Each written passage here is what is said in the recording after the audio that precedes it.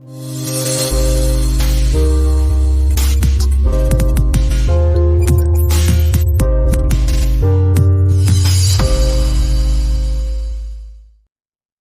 so in the video today, we're going to be talking about the bathtub analogy. Now, I've learned this several years ago when I was searching for a solution for gout. I was chronic at the time. It had been 16 years since I'd been suffering with it, and each year just got progressively worse. And I was limping around. I was depressed. I was lost my confidence. I'm just not feeling good about things, not feeling good about me, and getting depressed with it.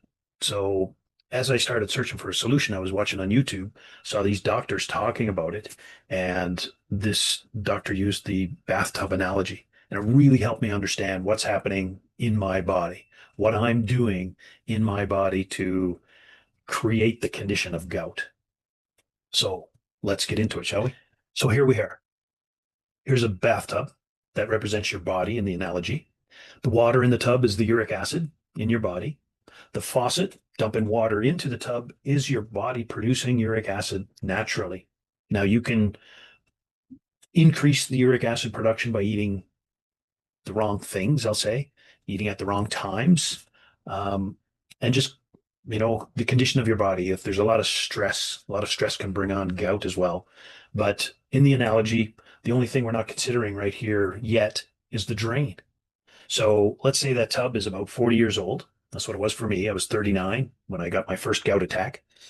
Had no idea what happened. I thought I broke a bone in my foot, and I was going to the doctor to check it out the next morning because I was awake all night with the pain. Excuse me. Turns out it wasn't a broken bone in my foot. It was gout. They gave me some pills. So to take you through the analogy, let's do the tub again. So the tub's the body, the water is the uric acid, the faucet is your body naturally producing uric acid. You've got an overflow there that's handling the overflow of the water as it comes up to the upper edge, and of course the drain in the tub. So right now we're considering a gout flare-up. So now in the bathtub analogy, the uric acid is spilling over the edge of your body. So what does that mean? That means your body is now saturated with uric acid, saturated to the point where it's starting to form glass crystals in your joints. And for me, it was the big toe on my right foot, which is probably 80% of where gout first shows up in men anyway. And that was extremely painful. People talk about childbearing and all that stuff. We won't go there. I don't think it was that bad, but boy, it was like having your toe in a vise and just getting tighter and tighter all the time as it was swelling up, and just the throb of the pain. So that was my introduction to gout. So in the bathtub analogy, here we have the uric acid saturated in your body. And what's going to happen next? Well, you got to go to the doctor. You got to get some medication. You got to get this thing figured out. You change your diet. You got to go a whole bunch of things to consider now. So as we go to the doctor, we get the pills. In the bathtub analogy, when the water's spilling over, we get a mop and we start mopping it up so it doesn't ruin the rest of the house, right? So in this case, the doctor is giving you the pills. In my case, I had colchicine and indomethacin. It worked. 3 or 4 days later, everything was settled down. It was like, wow, I just experienced gout for the first time. That's interesting.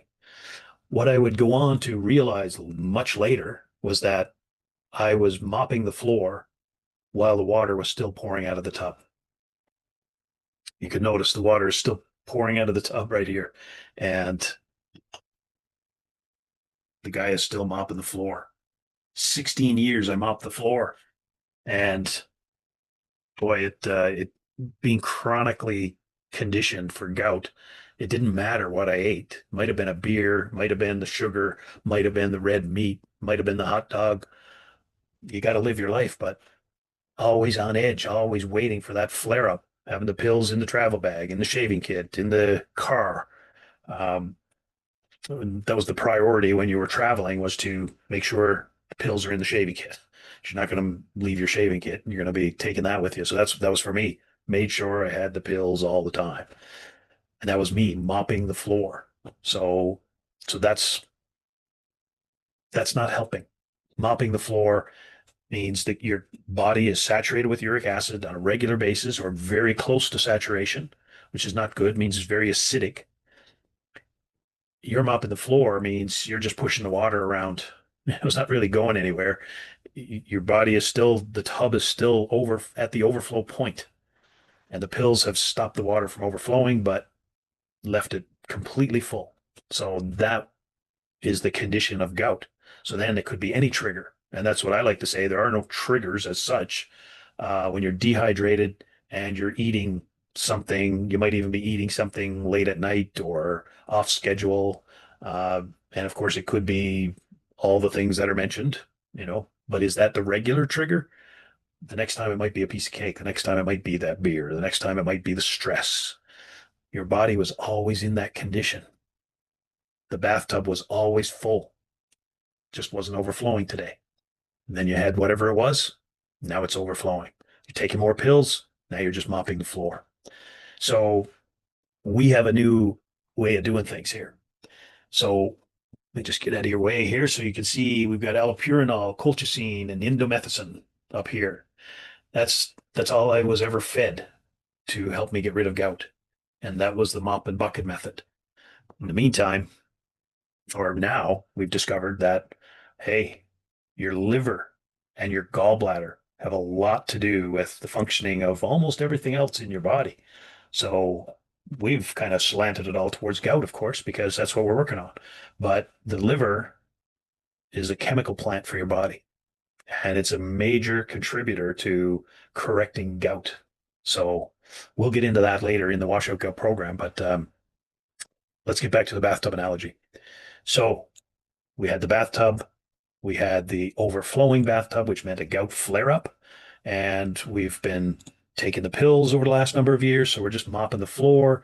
But the real condition is the drain. What are we doing about the drain? So we've got a biliary sludge in the drain that is putting a drag on the water that's exiting. So the biliary sludge is in our liver, but also our kidneys reduce the uric acid. But if the liver can't detoxify, can't filter everything it has to filter because it's congested, and that's where we're going with this. Your liver is congested with gallstones. So your liver is congested. That's what we're indicating here with the drain and the biliary sludge. If your liver is congested, it's not filtering, it's not producing, it's not draining or helping your body get uric acid through your intestines. It's not helping the uric acid through your kidneys. When the liver is working fine, then it'll be able to reduce the uric acid in your body. It'll be able to reduce the acidic condition in your body. So that's what the washout gout program will do. So if we consider again, go back to considering we've got the bathtub, your body, it's full of uric acid, it's overflowing. Now we're in gout flare up. We go to the doctor, we get some pills.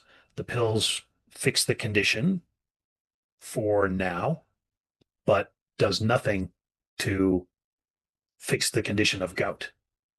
So what we're trying to do with the washout gout process is get away from mopping the floor.